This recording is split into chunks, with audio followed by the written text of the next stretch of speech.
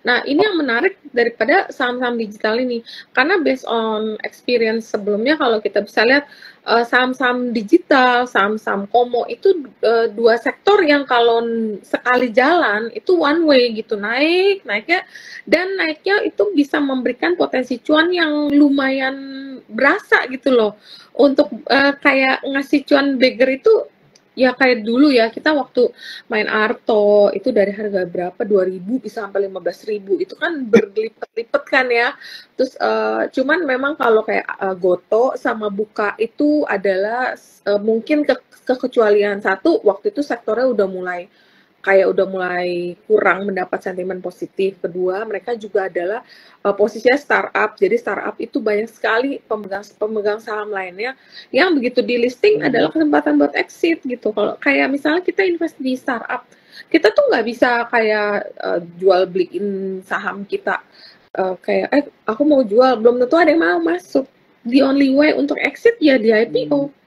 IPO itu yang membuat kita baru bisa keluar nih, merealisasikan cuan kita yang sebenarnya udah berlipat-lipat tapi cuma di atas buku. Nah, ada IPO itu mereka akhirnya jualan. Nah, itu bedanya. Itu yang membuat kayak Goto sama Buka waktu itu nggak mengalami lonjakan, kita nggak ngalamin kayak kenaikan kayak bank digital, kayak Mari dari Gocap sampai berapa 600 waktu itu. Aba juga, terus bank-bank digital lainnya juga, BBYB sampai dari berapa 500 sampai 3.000 apa ya kayak gitu ya. Jadi ini sangat menarik sih, makanya fenomena ini akan kita pantau terus, karena kalau memang benar akan terjadi cut suku bunga, itu kan masih ada beberapa bulan nih.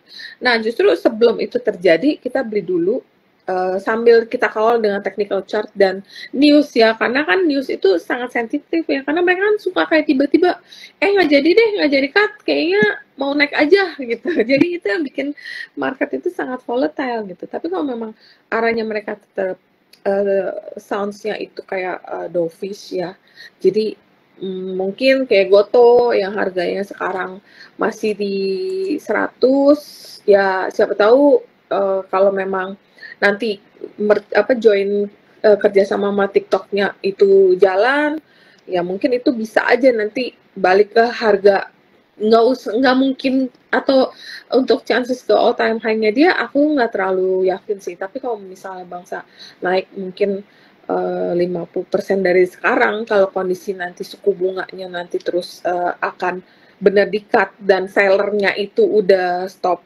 jualan, itu potensi itu bisa aja sih. Kayak Goto ya, aku juga gitu. Iya, emang menarik banget sih. Jadi ya semoga tadi sesuai dengan harapan kita, nggak ada prank ya, suku bunganya arahnya makat. Jadi siap-siap mungkin untuk sektor digital ya. Nah, dan juga kayaknya tetap ikut menarik. Nah, oke Ci, sedikit nih ya kan. Nah, kalau katakanlah semua sesuai rencana berjalan gitu ya, sesuai dengan harapan. Nah, untuk cerita sendiri ya, jadi saham-saham apa yang mungkin emas ini ya, atau mungkin sektor digital juga kita coba senggol-senggol sedikit yang menarik buat kita perhatikan, atau mungkin favoritnya cerita yang cerita bisa sedikit.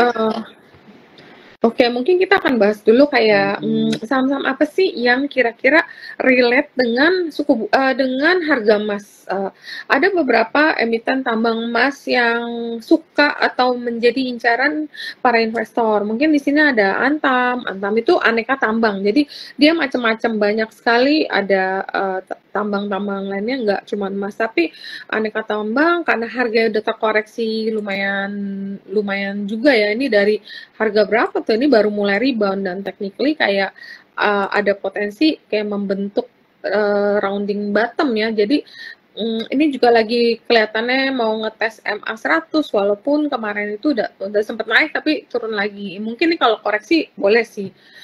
Terus ada juga Medco kan juga ada gas, ada oil, ada EBT, ini juga ada emasnya kan, ada di dalam aman ya sebenarnya. Jadi Ya itu juga, cuman Medco ini terakhir ini agak susah tradingnya.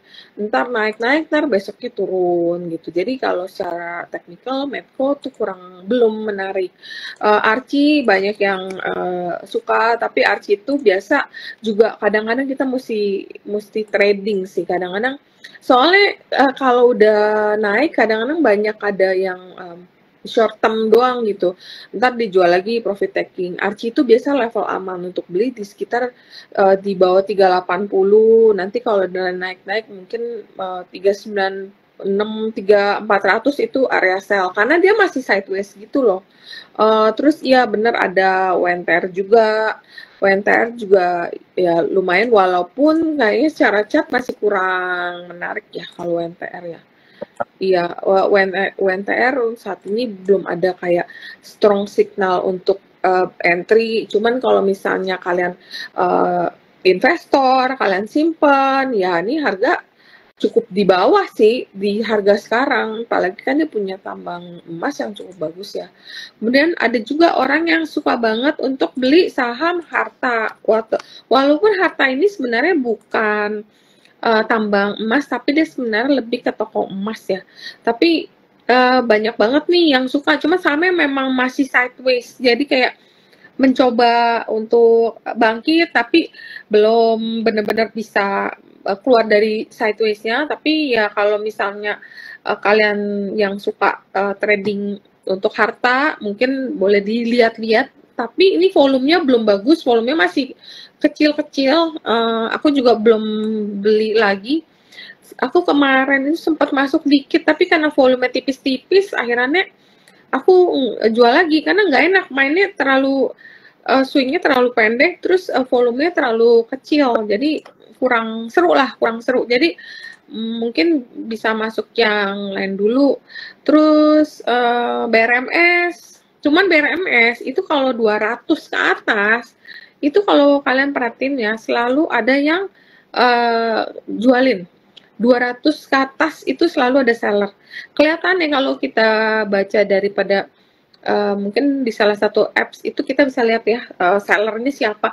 Sellernya tuh biasa salah satu pemegang saham yang dari dulu tuh invest di BRMS. Nah, itu rumornya, ini rumor ya, tapi kita disclaimer dulu ya guys, bahwa ini jual beli itu resikonya di tangan kalian. Jadi si BRMS itu salah satu pemegang saham besar itu lagi jualan terus, tapi terakhir jualan dia sekitar September. Nah, rumornya itu Bapak tukar ke Bumi. Aku nggak tahu nih bener apa nggak, karena dari Bumi ini belum di-report, maksudnya belum kelihatan ada buyer yang masuk, karena update dari Bumi terakhir tuh 2 Desember 2022. Kabarnya Bapak itu masuk ke Bumi. Makanya kemarin aku sempat rekomendasi Bumi karena Bumi itu aku pikir harga 102, 100 habis rebalancing keluar dari MSCI ya kemarin ya. Kan digebuk tuh 200-an. 102. Nah, itu harga di sana aku mulai beli sih. Nah, terus mungkin kalau misalnya nanti ada, biasa kan kalau akhir tahun kadang-kadang komoditi ada kenaikan demand, entah dari coal. Nah, kalau misalnya Bumi ada kenaikan, mungkin ini akan menarik. Kalau harganya cuma cepet mah, ya. Tapi ini nggak bisa buat trading ya, lebih kayak setengah nge-swing deh, mesti rada-rada nyimpen. Terus Bumi kemarin juga ada berita bahwa si Salim itu tambah saham gitu loh. Jadi apakah nanti akan ada berita-berita lain, ya kita masih nunggu kepastian sih, masih nunggu apakah nanti ada katalis baru yang membuat harga Bumi itu bisa terbang gitu. Terus soalnya kenapa ada investor yang masuk kalau memang dia nggak mengharapkan cuan? Ya dia bisa main lah gitu, atau nggak dia hold aja BRMS, kan harga emas lagi naik. Kenapa dia malah jualan di BRMS tapi dia rumornya masuk ke Bumi gitu. Nah, kita nggak tahu, kita nunggu. Nah, tapi kalau kita ngomongin Bumi, BRMS, kalau nggak ada Dewa, kayaknya seru dong. Dewanya kan, ya Dewanya kan hari ini juga naiknya lumayan. Nah, Dewa juga sebenarnya kalau kita perhatiin ya sahamnya itu kadang-kadang kayak masih sideways juga kali ya, kayak dia mau nyoba naik nanti biasa sekitar 80-an, 87, nanti ada turun lagi. Kayak kemarin chartnya udah bagus, udah double bottom, wah digebuk karena yang berita mau non HMETD itu di harga 50-an ya. Nah, itu turun.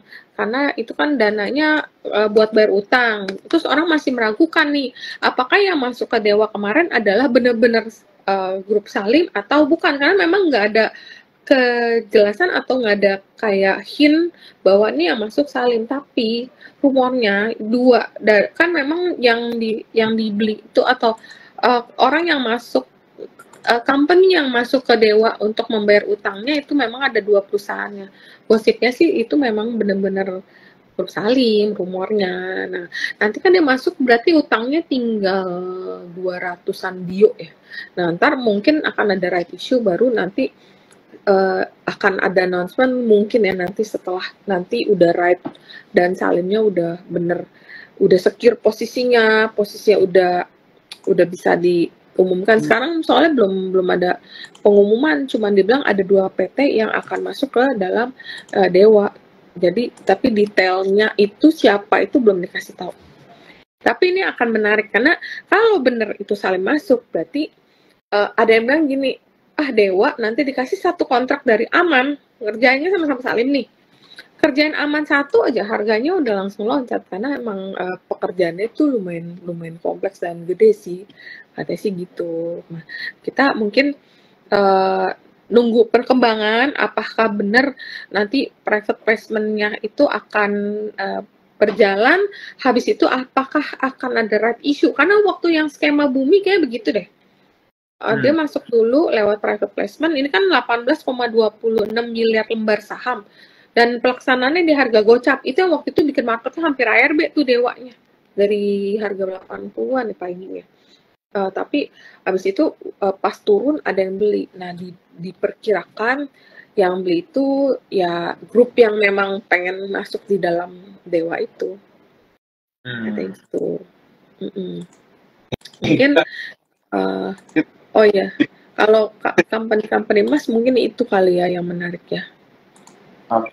Jadi kayaknya grup-grup Bakri bisa jadi pantauan juga kayaknya ya.